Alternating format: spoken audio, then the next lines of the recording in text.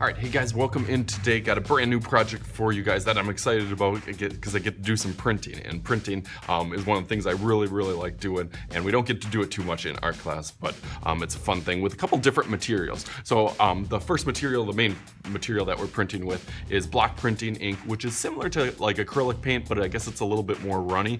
So you got to make sure that when you use these, you kind of shake them up because it does have a little bit more water in the paint mixture. The rolling pin, which is kind of how we roll the paint on there, which is a little different technique that kids aren't used to, so that takes a little bit of practice. For this project, it is kind of like a name design, so I think I'll call it a name design print. So for this name design print, the first thing that you want to do is obviously practice. You know how important that is to me. So for your name design, I want you to do divide up your paper into 4 kind of quadrants on here, and then just design. I'll give you guys a bunch of ideas on for your first name. Some kids will do like a nickname or something if it's a little bit shorter, if their name's a little bit longer. My name has 8 letters in it, so it's pretty long, so you'll see how I did mine. But if you want a nickname that's a little bit shorter that you can do, that's perfectly fine. I'll give you guys some ideas. I'll probably just Google ABC fonts. That's a good way just to get a list of different fonts and ideas. Whether it's bubble letters, whether it's block letters, cursive style, graffiti style. You can do all sorts of different things with this.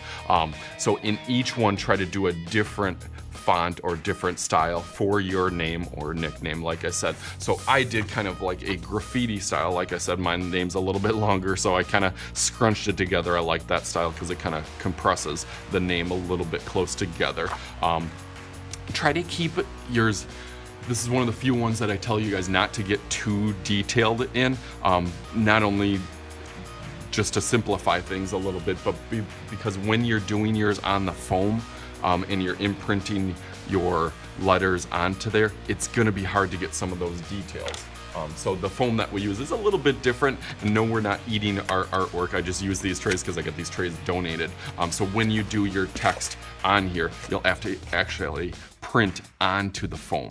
So it's a little bit different. All right, so on your foam design, probably the most challenging thing, and the thing that I actually screwed up on, believe it or not, even teachers make mistakes from now to then, is I actually printed my name forward before actually thinking and remembering about this project, that you have to print your name backwards. I forgot that when you print, obviously it's a print of that, and then you flip it around and it can be backwards. So really what you need to do is, after you do your 4 designs, pick your final one. You'll have to outline it in Sharpie. So I have my kind of final design that I chose that I liked. So I did that, and then I outlined it in Sharpie. And then what you need to do is marker it so that on the back side that you can see the reverse or the alternate kind of view of this, so that at least you have an idea of what it looks like backwards, that you can then put that this way. And it's not like we're tracing it, but I just try to do it about the same size. So you're not tracing it from there, but at least you have an idea of which way the S would look like backwards. Or just to trace over it dark and then flip it around, then you can actually see what the letters, like some of the letters like T's and U's, will be the same, but it's just easier to do it this way. So that is the one mistake that I made on my other one. So I actually did like the whole project and had it Schuette and had Mr. and then rolled over it and was like, oh no, wait a minute, this is gonna print backwards like this. So this is what you do not want. So I'm sure I won't be the first and only one to do that. So now I have my other sheet, which hopefully is correct. So I put Schuette this way, going this way, and then Mr. is also backwards, and then I have my basketball that I'll put on there and cut out those. So I'm going to show you. So like I said, this tends to need to be shaken up a little bit. You do not need that much. I almost compare it to like kind of a little chocolate chip is about the size, not a kind of like a Hershey Kiss.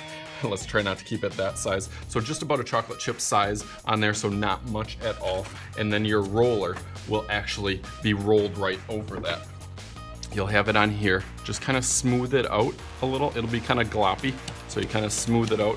You kind of go back and forth, back and forth. You don't want it too gloppy, you want it kind of thin, so you can actually start to hear the paper.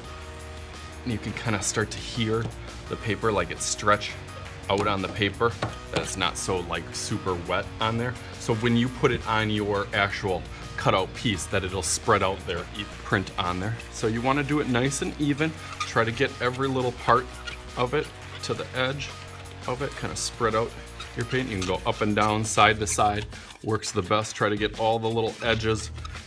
If you get it too thick, you'll start to notice that it'll actually start to go into some of these creases. Just found a little spot that didn't have it. You don't want it going into those creases. You want it to just stay on the surface.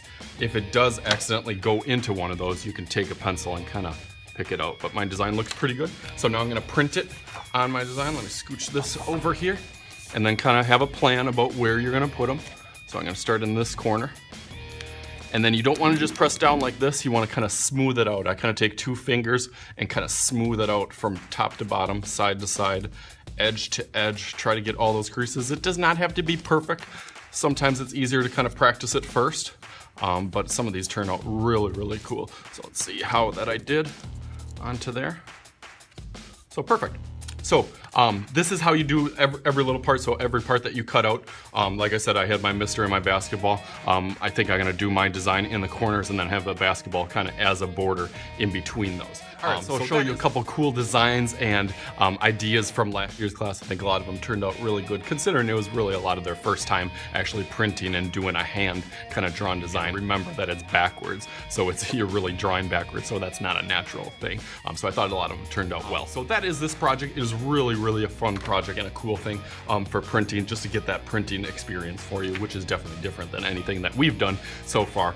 That's why I always kind of save it for the end of the year a little bit more. So definitely hit a thumbs up, hit the like button down below if you like this project. If you think this is a cool project, give me a comment below on what print or design that you like to do, because I do like doing printing a lot. It's a really cool technique and art form in itself. Also hit the subscribe if you haven't subscribed already to my channel. That's the easiest way to get all my fun, free, fresh videos coming out multiple times a week for all ages and abilities. And as always, thank you guys for viewing. I am Mr. Schuette. This is Mr. Schuette's art class, and we will see you later.